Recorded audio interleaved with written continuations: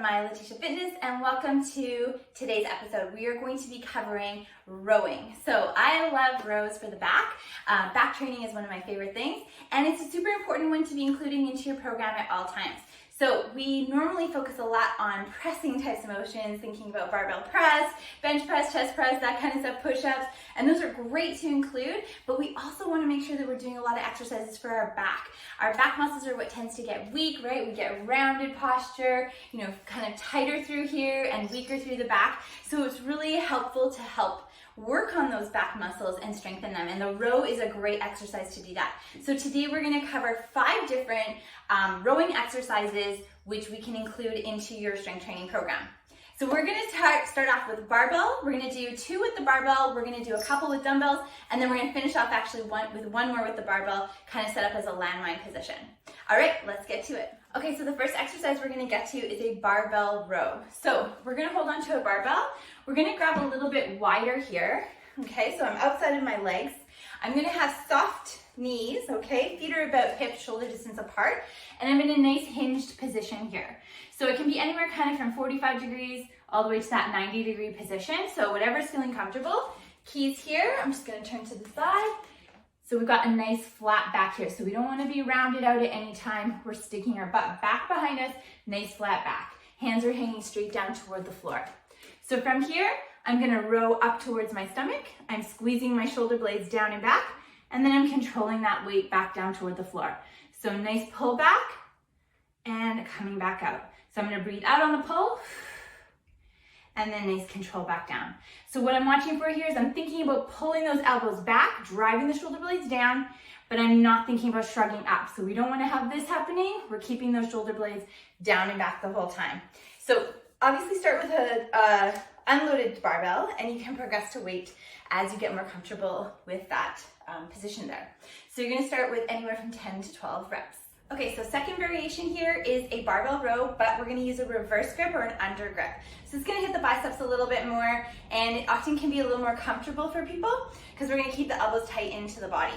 So same posture, same position. We're going to have the feet just, shoulder distance apart, and we're in that nice hinged position, so flat back. But like I said, palms are facing forward, and they're a little bit closer together here. So when I row, I'm pulling towards my stomach, and then squeezing those shoulder blades down and back. And then again, nice control all the way out, and then squeeze all the way back. Nice control down. So I'm just gonna turn so you guys can see that from the side here. Okay, so nice squeeze, control it back down. So nice squeeze and control it back down. So you can start with an empty barbell, but then of course you can add weight to this as it gets more comfortable. Again, you're aiming for about that 10-12 rep range. Okay, so the next rowing variation is going to be a dumbbell row with 2 dumbbells. So we're going to be into a bent over position again. So if knees are soft, hips are bent, we're leaning forward. Now we can be anywhere from 45 degrees all the way down to like a 90-degree angle, whatever's kind of comfortable for you, and that might depend on the weight here as well. So shoulders are down and back. We're going to give a nice squeeze back with those shoulder blades, and then row up towards kind of our hips and stomach, between our ribs and our hips. Nice control back down. So we're going to pull back, nice squeeze between those shoulder blades, and then slowly lower back down.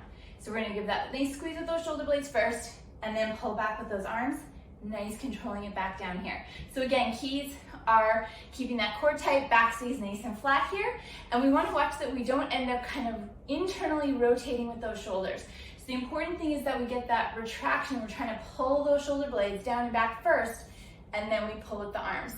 All right, so with the dumbbell row, obviously we can get a little bit more range of motion than with the barbell row, so it's kind of a nice addition. Okay, so the next exercise we're going to do is we're going to take it to a single arm row with the dumbbell again. So we can use a bench, a chair, something to put our hand on to put us in a leaned position. I'm going to use my leg here actually as a support, and I'm in a staggered stance. So my back foot is back. Again, my shoulder's going to be thinking about staying down and back, and my weight is just hanging straight down toward the floor. I'm looking straight down toward the floor so my head's not lifting up towards the ceiling. And we're going to give a nice squeeze back here, and then control it back down.